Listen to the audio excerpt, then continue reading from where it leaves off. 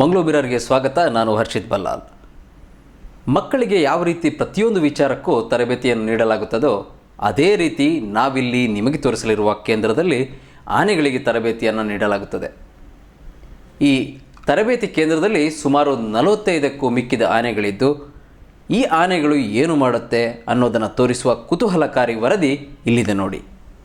ಇದು ಕೇರಳ ರಾಜ್ಯದ ಗುರುವಾಯೂರು ಶ್ರೀ ಕೃಷ್ಣ ದೇವಸ್ಥಾನದ ಪಕ್ಕದಲ್ಲೇ ಇರುವ ಆನೆಕೊಂಡ ಎನ್ನುವ ಸ್ಥಳ.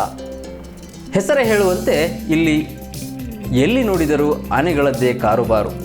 ಹೌದು, ಕೇರಳ ದೈವಸ್ವಂ ಬೋರ್ಡ್ನ ಆಡಳಿತಕ್ಕೊಳಪಟ್ಟ ಈ ಕೇಂದ್ರದಲ್ಲಿ ಆನೆಗಳಿಗೆ ತರಬೇತಿಯನ್ನು ನೀಡಲಾಗುತ್ತದೆ.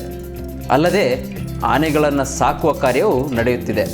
ಕೇರಳದ ಶ್ರೀಮಂತ ಮನೆತನಗಳು ತಮ್ಮ ಸಾಕಿದ ಆನೆಗಳನ್ನು ನೋಡಿಕೊಳ್ಳಲಾಗದೇ ಇದ್ದ ಸಂದರ್ಭದಲ್ಲಿ ಈ ಕೇಂದ್ರಕ್ಕೆ ಆನೆಗಳನ್ನು ಬಿಟ್ಟಲ್ಲಿ ಆನೆಗೆ ಬೇಕಾದ ಎಲ್ಲ ವ್ಯವಸ್ಥೆಗಳನ್ನು ಈ ಕೇಂದ್ರದಲ್ಲಿ ನೀಡಲಾಗುತ್ತದೆ.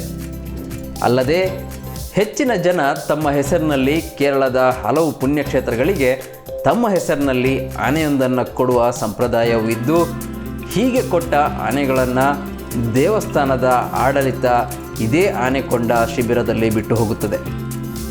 ಅಲ್ಲದೆ ಆನೆಗಳಿಗೆ ಬೇಕಾದ ಎಲ್ಲ ಖರ್ಚು ವೆಚ್ಚಗಳನ್ನು ಆನೆಗೆ ಸಂಬಂಧಪಟ್ಟ ಜನರೇ ನಿರ್ವಹಿಸುತ್ತಾರೆ. ದೇವಸ್ಥಾನಗಳಲ್ಲಿ ನಡೆಯುವ ವಾರ್ಷಿಕ ಉತ್ಸವಗಳಿಗೆ ಆನೆಗಳ ಅವಶ್ಯಕತೆ ಇದ್ದಲ್ಲಿ ಇದೇ ಕೇಂದ್ರದಿಂದ ಆನೆಗಳನ್ನು ಕಳುಹಿಸಿಕೊಟ್ಟು ಉತ್ಸವಗಳು ಮುಗಿದ ಬಳಿಕ ಈ ಆನೆಗಳು ಮತ್ತೆ ಶಿಬಿರ ಸೇರುತ್ತವೆ. ಶಿಬಿರದಲ್ಲಿ ಈ ಆನೆಗಳು ತಮಗೆ ಬೇಕಾದ ಎಲ್ಲ ವ್ಯವಸ್ಥೆಗಳನ್ನು ತಾವೇ ಪೂರೈಸಿಕೊಳ್ಳುತ್ತದೆ.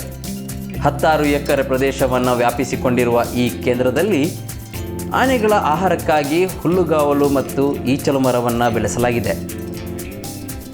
ಪ್ರತಿ ಆನೆಗಳು ತಮಗೆ ಬೇಕಾದ ಆಹಾರವನ್ನು ತಾವೇ ಹೊತ್ತು ತಂದು ತಮ್ಮ ತಮ್ಮ ಶೆಡ್ನಲ್ಲಿ ಶೇಖರಿಸಿ ನೀಡುತ್ತವೆ. ಅಲ್ಲದೆ ಸ್ನಾನ ಮಾಡಬೇಕು ಎನಿಸಿದಾಗ ಆನೆಗಳಿಗಾಗಿಯೇ ಮೀಸಲಿಟ್ಟ ನೀರಿನ ಟ್ಯಾಂಕ್ನಿಂದ ನೀರನ್ನು ತೆಗೆದು ಸ್ನಾನ ಮಾಡುತ್ತವೆ.